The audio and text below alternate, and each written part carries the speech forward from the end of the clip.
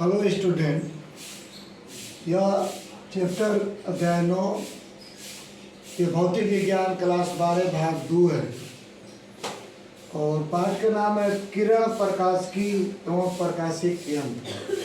अर्थात जो एनसीईआरटी का फिजिक्स का 2 बुक है उसमें यह सेकेंड बुक भाग 2 है और पहला चैप्टर है किरण प्रकाशिकी एवं प्रकाशित यंत्र। तो प्रकाश किसे कहते हैं? तो पहले जान लीजिए, प्रकाश वैद्युतचुंबकीय तरंग है। प्रकाश वैद्युतचुंबकीय तरंग है तो उसमें वैद्युतचुंबकियों में जो तरंग का रेंज बहुत है। तरंग इसे यह तरंग है और इसको एक या स्ट्रिंग से दूसरे स्ट्रिंग, इसी को तरंग दैर्ध्य बोलते हैं, लेमडा से सूचित करते हैं।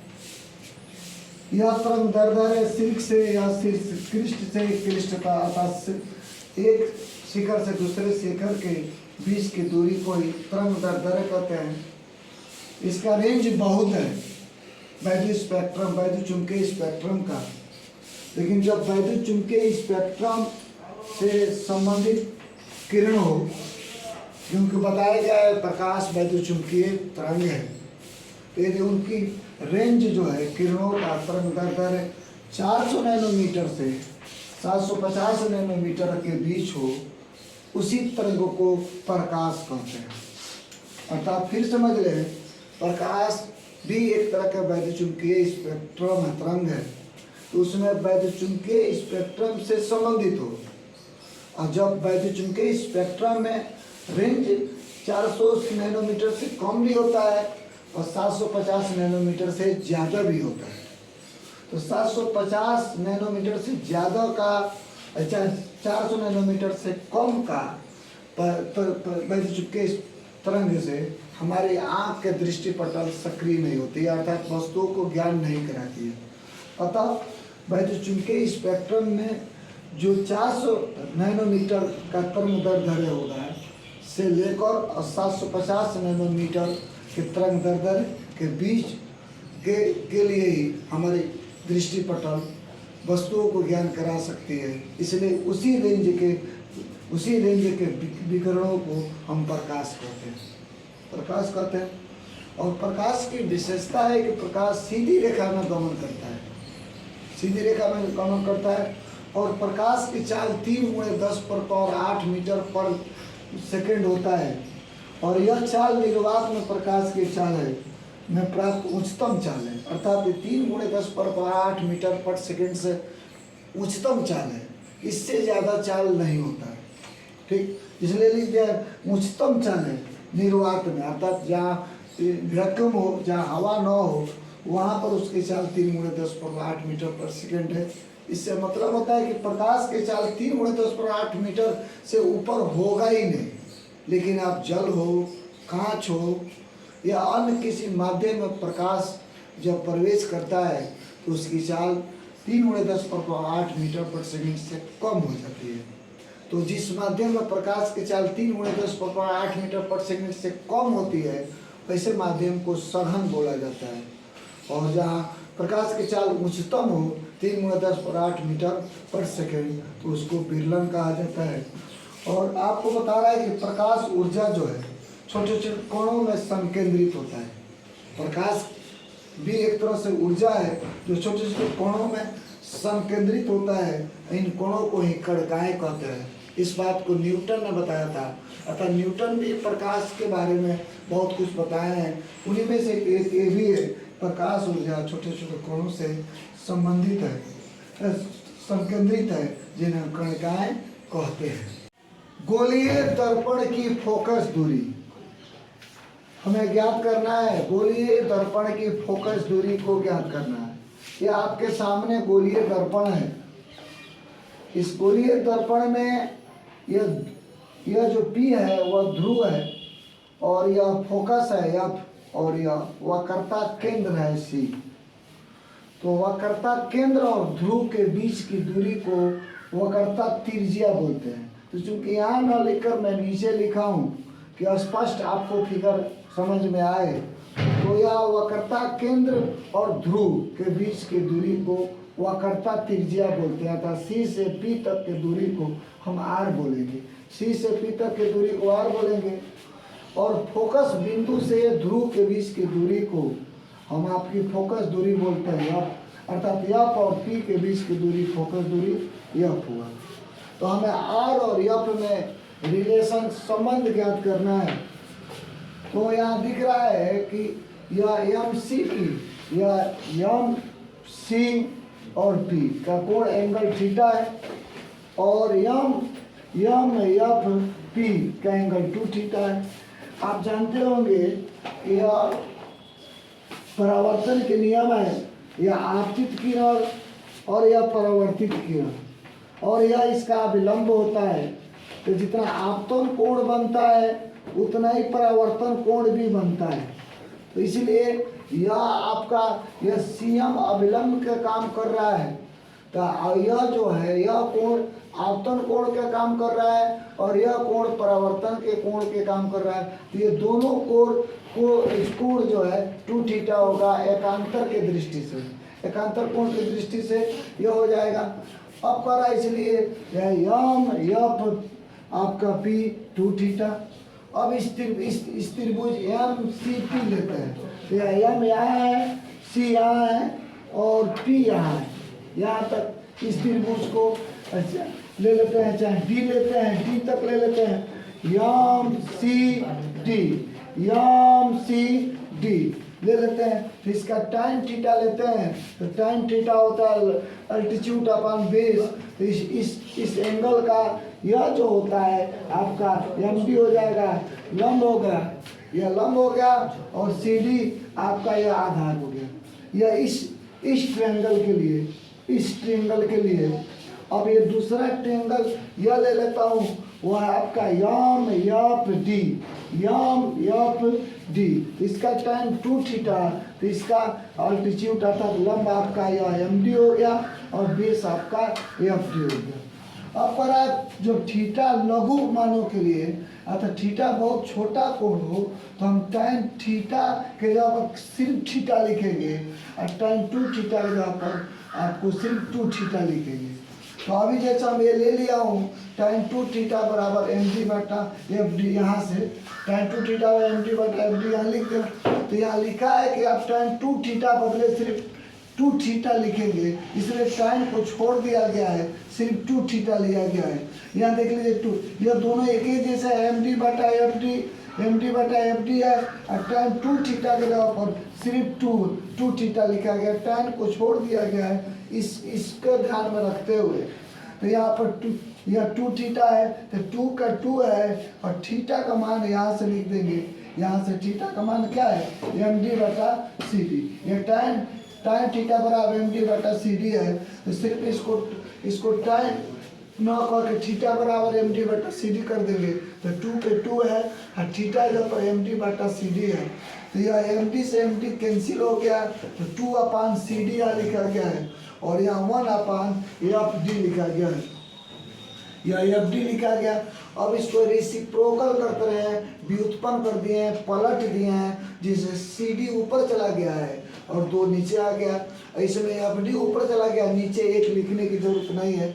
अब पर थीटा के लघु माने के लिए डी जो है बिंदु डी का मतलब पी के निकट होता है। अर्थात जो यहाँ डी है हम यह मान लेते हैं डी और पी एक दूसरे के निकट है। यह डी है और पी है, हम इसको मान लेते हैं डी भी पी पर ही है।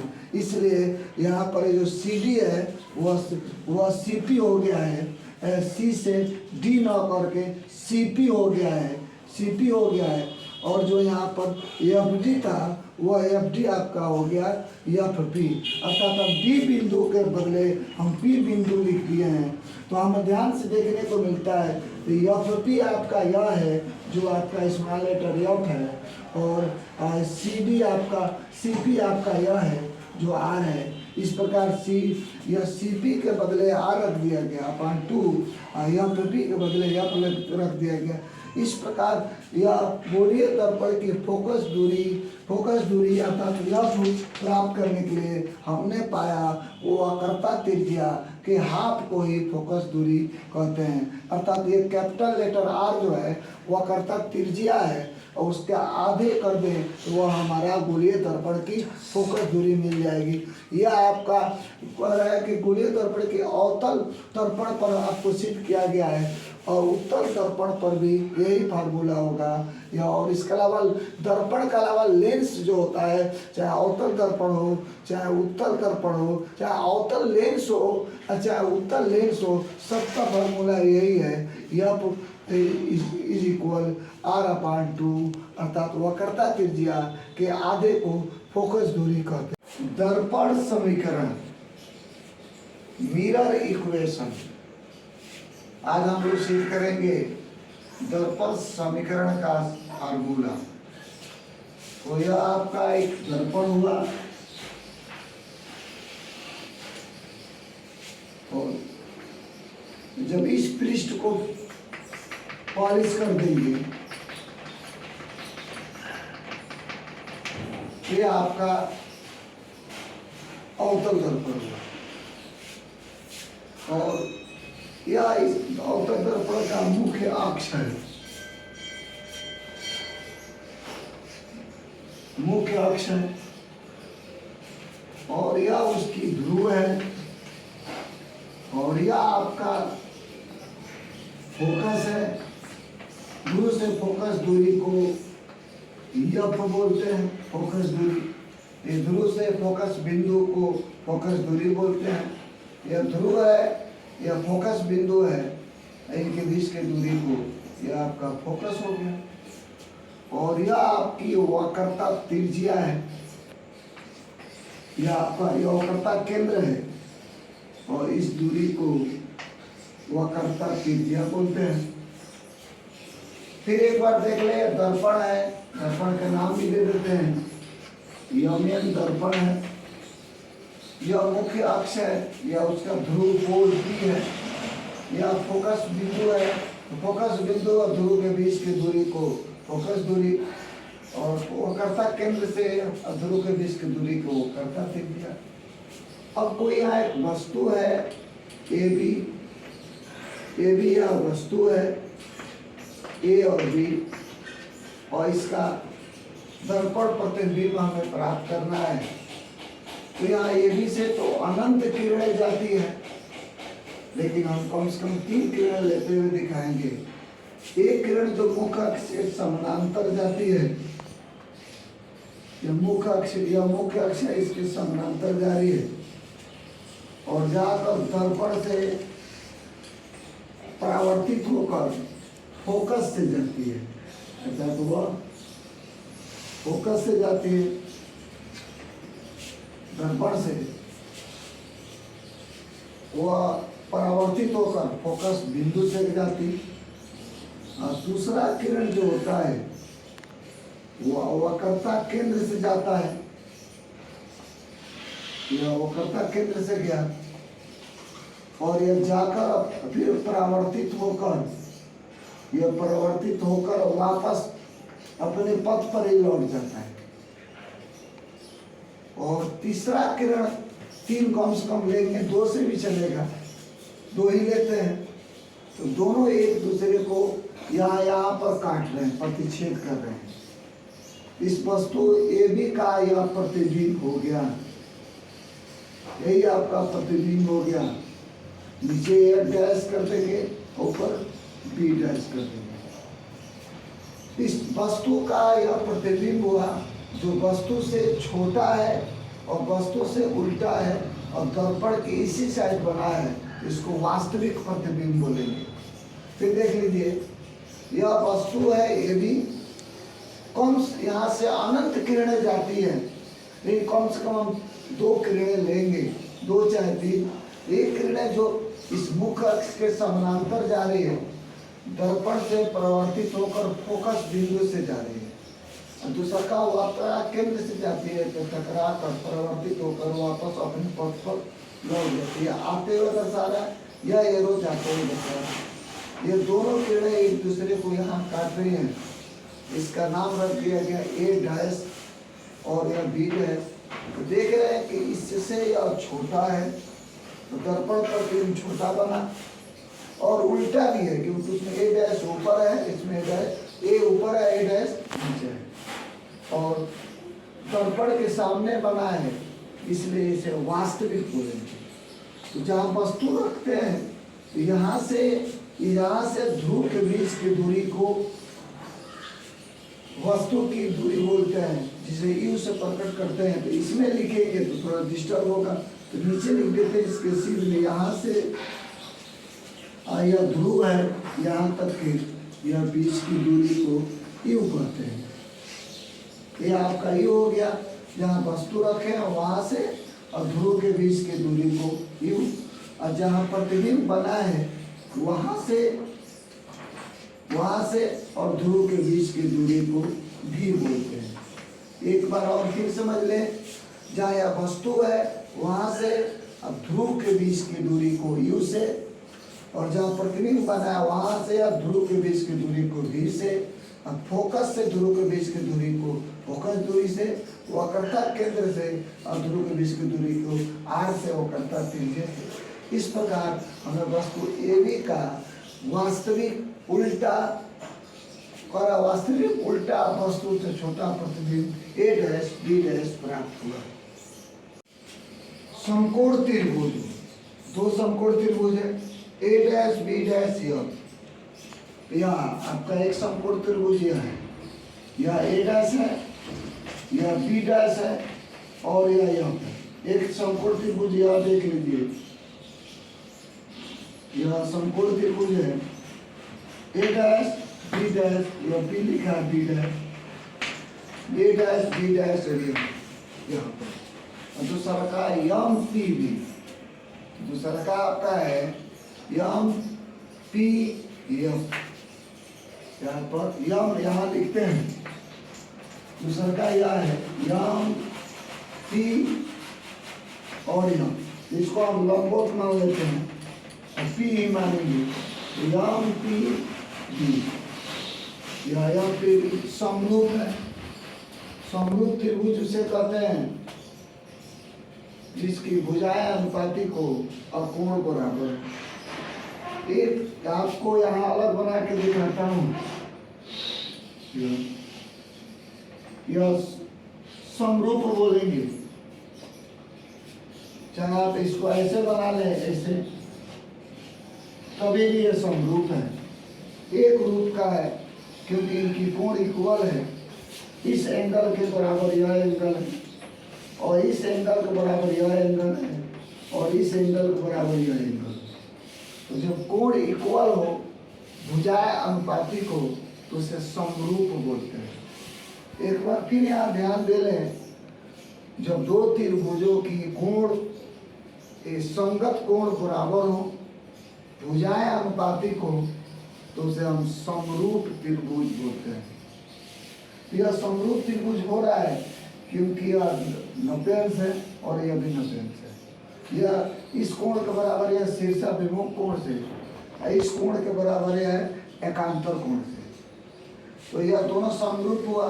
फिर देखिए कैसे, यह राइट एंगल होगा तो यह भी राइट एंगल होगा, यह यहाँ जो एंगल होगा इसका यह अल्टरनेटिव एंगल होगा, और यह जो एंगल होगा यह शीर्षाभिमुख वर्टिकल अपोजिट एंगल शीर्षाभिमुख कोण से, दोनों त्रिभुज समरूप है।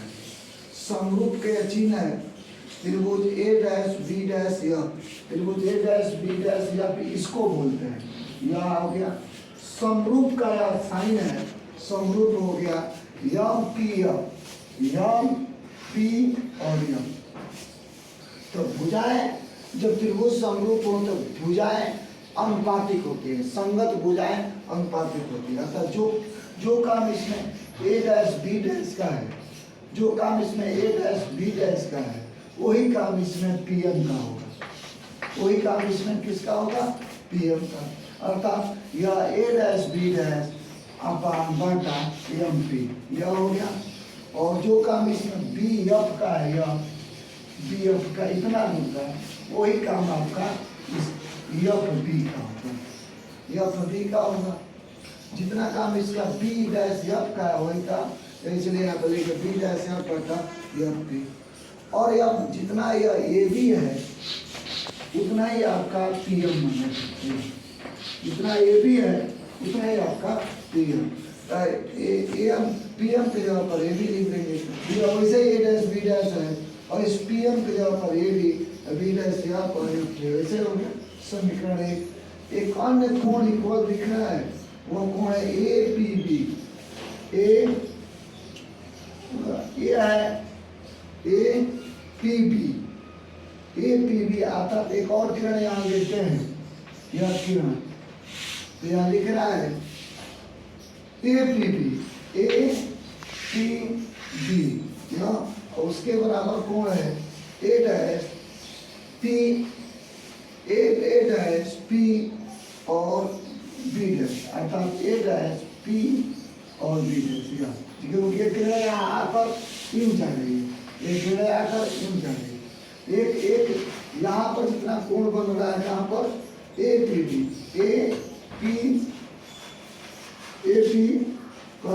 बी अर्थात यहाँ जितना कोण बनेगा उतना ही कोण बनेगा आपको कोण आपका ए डैश पी और बी डैश। यहाँ लिखा गया तो दो त्रिभुज और समरूप हो रहा है ए डैश बी डैश पी, ए डैश बी डैश पी। यह आपका त्रिभुज हो रहा है यह, अब दूसरा का आपका बन रहा है ए बी पी। ये क्या त्रिभुज है? इसमें जो है जो काम इसमें ए डैश बी डैश का है या ए डैश बी डैश का है वही काम इसमें किसका होगा? ए बी का। और जो इसमें बी डैश पी का है वही आपका वही काम इसमें पूरे का किसका है? बी पी का। यह equation first and second, two equation first and second अर्थात प्रथम और दूसरे समीकरण से हम यहाँ लिखा भी है समीकरण पहला दूसरा, तो दोनों का यह लेफ्ट हैंड साइड एक ही है, दोनों लेफ्ट हैंड साइड एक ही है। B dash A B, B dash A B चाहे बी एक ही। जब लेफ्ट हैंड साइड इक्वल है तो राइट हैंड साइड भी इक्वल होगा। यहाँ लिख देंगे B dash F upon F P और यह B P upon B P. देखिए दोनों बी पी है ना, बी डैश है ऊपर कौन ऊपर है तो B dash P upon B P. अर्थात इक्वेशन फर्स्ट और इक्वेशन सेकेंड का right hand left hand side equal है तो राइट हैंड साइड इक्वल है। अब यहाँ पर यहाँ देखिए अब इसकी दूरी को लिखेंगे बी डैश एफ खोजा है तो बी डैश यहाँ है और एफ यहाँ है, यह इतना। तो यहाँ आपको दिख रहा है कि इस दूरी को यहाँ आपको बी डैश है तो यह दूरी आपको यू है। बी डैश से पी की दूरी को भी बोलते हैं बी। यहाँ लिख रहा है बी डैश, आपको यह बी डैश एफ है तो आप क्या कीजिए यह बी डैश पी में से आपको एफ पी को माइनस कर देगा तो मिल जाएगा आपका बी डैश एफ। मतलब आपको यह जो बी डैश एफ लिख रहा है तो आप बी डैश से पी जाइए, बी डैश से पी जाइए और उसमें से पी एफ को क्या कर देंगे माइनस कर, क्योंकि सभी दूरियां इस पी से ही प्राप्त करना। नहीं तो आप कहेंगे सर बी डैश एफ था तो क्या दिक्कत था, तो उसका जवाब एक सारी दूरियां कहाँ से लेंगे? पी से लेंगे। तो हम इसको बी डैश एफ न लेकर बी डैश पी जा रहे हैं और फिर उसमें से पी एफ को माइनस कर रहे हैं। अब बाकी सब वैसे ही है, यह एफ पी है, इसमें पी आ ही रहा है, इसमें बी डैश पी, इसमें भी पी आ रहा है और बी पी इसमें भी पी आ रहा है। इस देखिए इसमें भी पी आ रहा है, इसमें पी आ रहा है, इसमें पी आ रहा है और इसमें नहीं आ रहा था, इसलिए हम बी डैश पी में से बी एफ को क्या कर दिया माइनस कर दिया। अब यहाँ पर इसका वैल्यू रख दे B dash P, B dash से पी या पूरी दूरी जो आपकी इमेज जो बना है प्रतिबिंब वहाँ से ध्रुव के बीच की दूरी को भी बोलते हैं। और तो यहाँ भी लेंगे और चूंकि सारे दुनिया दर्पण की इधरी है इसलिए माइनस लेंगे। क्या लेंगे? माइनस लेंगे। तो माइनस ई हो माइनस बी होगा। फिर समझ ले, किरण इन जा रहा है, किरण राइट हैंड साइड जा रहा है, किरण राइट हैंड साइड जा रहा है, ये पीछे रह जा रहा है, इसलिए यहाँ से ये पी से बी डैश की दूरी को हम माइनस बी लेंगे। उसके बाद माइनस पी एफ है, तो पी एफ जो है यह दूरी आपका एफ है, जो यहाँ पर लिखा गया है ऊपर एफ है, इसी को फोकस दूरी बोलते हैं। तो आपका माइनस एफ हो गया, यह भी माइनस एफ, दूरी माइनस से लेंगे। और पी एफ, यह पी से लेकर एफ यहाँ है, इसको भी माइनस एफ लिखेंगे। अब पी डैश पी, तो पी डैश से पी एफ पूरी दूरी है, पी डैश से पी, यह आपका कौन हो गया? फिर से पी डैश पी आपको हो गया माइनस बी, और बी पी, बी से पी है पूरा दूरी, यह पूरी दूरी का है, यह यू है। यहाँ देखने वाली बात आप समझिए ना, यहाँ आपको बी बी पी लिखा है तो बी यहाँ है और पी यहाँ है, इस पूरे दूरी को लिखिए, इस पूरे दूरी के नीचे लिखा गया कौन? यू। हमेशा ऋण लेंगे, यह ऋण लेंगे, और ऊपर आपका बी डैश पी लिखा है तो बी डैश पी आपका यह है, यहाँ आपको यह लिखा ही है, तो यहाँ बी डैश यह आता तो यह भी लिखा ही है, और माइनस में नहीं, सब माइनस में इसलिए ले रहे हैं कि चूंकि किरण आपको राइट हैंड साइड उधर जा रहा है, और जो भी बिंब है और प्रतिबिंब है सब आपकी ध्रुव के लेफ्ट हैंड साइड है, अर्थात बाएं पक्ष में है, बाएं है, इसलिए माइनस लिया गया। इस माइनस से ये माइनस कैंसिल हो गया, और माइनस भी, और माइनस माइनस मिलकर plus F upon minus F, ये आपका हो गया यू भी अपान यू। यह आपने इतना जाना। फिर एक बार यहाँ समझ लीजिए, सभी दूरियां हम P से ही लेंगे, सभी दूरियां P से लेंगे, और इसमें P है, इसमें P है, इसमें P, इसमें P नहीं है, इसको P में चेंज कर दिया हूँ। हमको B डैश F चाहिए तो B डैश P किया हूँ, और उसमें से P F को माइनस कर दिया। अब सारी दूरियां के आगे माइनस क्यों लिखा गया है? जवाब ये है कि वस्तु दर्पण के सामने है, दर्पण के सामने वस्तु हो तो आपके यू और प्रतिबिंब भी अर्थात इमेज भी दर्पण के सामने बना हो तो यू भी माइनस होता है, भी माइनस होता है, और यह औसत दर्पण में माइनस होता ही है, और यही प्रतिबिंब दर्पण के दूसरे पक्ष में बनता तो हम प्लस लेते, लेकिन दर्पण के इधर ही बना है इसलिए इसको भी माइनस लेंगे। माइनस भी और माइनस एफ, इसको दे देते हैं, फिर बीच में प्लस एफ और माइनस एफ। ध्यान दे दिया जाए, यह माइनस एफ इस माइनस भी को भी मिलेगा, और माइनस एफ प्लस भी एफ को भी मिलेगा, और इक्वल भी अपान यू। अब इससे यह कैंसिल हो गया, इससे यह माइनस हो जाएगा -1 और भी अपान यू, इससे यह कैंसिल हो गया भी अपान यू, तो यह भी अपान यफ, यह भी अपान यू, यह -1 उधर जाएगा तो आपका हो जाएगा +1, यह -1 उधर गया तो +1 हो गया। अब यहाँ इसको भी इसका इसमें मल्टीप्लाई करेंगे प्लस यू अपान यू हो जाएगा, इसका इसमें मल्टीप्लाई होगा B plus U upon F, और यह बी अपान एफ। अब उसके बाद हम यह 1 अपान एफ लिख सकते हैं, भी जो है यहाँ आ जाएगा यू प्लस भी, या भी प्लस यू लिख सकते हैं, ऊपर क्या लिखा है यह भी प्लस यू, और नीचे यह जो भी है वो यहाँ आ जाएगा, यह हो जाएगा भी और यू। फिर यहाँ देख लें एक बार, इस माइनस से माइनस कैंसिल हो गया तो भी अपान एफ, एफ से एफ कैंसिल हो गया तो -1, और भी अपान यू, या भी अपान एफ और -1 उधर जाएगा तो +1 हो जाएगा, फिर इसका इसमें मल्टीप्लाई हो गया तो ये भी प्लस यू अपान भी, और यह यू जो है ये यहाँ आ सकता है, यह तो यहाँ भी आ जाएगा तो यहाँ सिर्फ 1 माना जाएगा, तो 1 अपान एफ यू प्लस भी अपान यू भी, एक 1 अपान एफ।